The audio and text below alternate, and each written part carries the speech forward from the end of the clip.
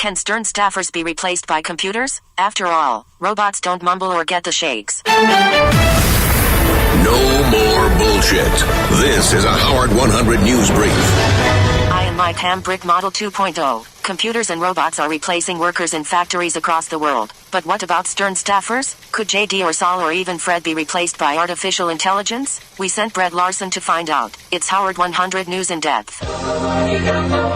Robots. They've been taking jobs away from American workers for decades, even keeping an eye on our children. Will Robinson. CNET senior editor Dan Ackerman says some of us should be worried of losing our jobs. We're finally at the point now, I think, where we do have to start worrying about actual jobs being replaced by robots. And it may not be a robot, that looks like a person. We're really thinking of it in the larger sense, the kind of smart machines that can replace a lot of the decision-making that humans do. And the halls of the Howard Stern building could soon be hollow. JD was the first guy I thought about because to sit there and manually tape hours and hours of TV shows and then kind of go through them and make clips and take notes on them, that's something you can really automate a large part of. As for the telephone antics of Stern Show writers Richard Christie and Sal Governale, it depends on how much creativity you want to put into these. You could have someone set up a prank call template and then robocall hundreds of people and see if anyone kind of takes the bait. I think there's a certain human touch to a great phony phone call. I'm sorry, Dave.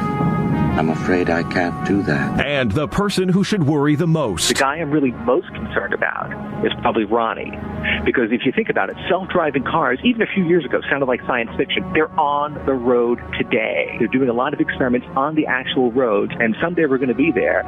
What's going to happen to the professional driver then? Unless the self-driving car has an awesome mustache and can get me into scores on a Friday night, I want nothing to do with that. Seems like we don't need the real Mike Hambrick after all. Ha ha ha ha. Oh fuck. Oh shit. My battery. Does anyone have a phone charger? I'm down to 1%. Well, isn't that just too bad, 2.0? Don't worry, I'll get you a new battery. Or not. Listen to Howard 100 News, or you could die. Backpacker Bigfoot says voters in Oregon, Alaska, and Washington, D.C. should thank him for legalizing marijuana. The reason? That was my idea, is taking legalize marijuana and then charge a tax on it like cigarettes and vodka and stuff like that, like liquor. When did you come up with the idea? Years ago. So are you saying that the voters in Oregon and Washington, D.C. and Alaska who have now legalized marijuana simply acted on your idea? Right, exactly. It was my idea to charge a tax on it like cigarettes and liquor and stuff like that. That was my idea, right or wrong. How frequently are you smoking marijuana these days? Every day.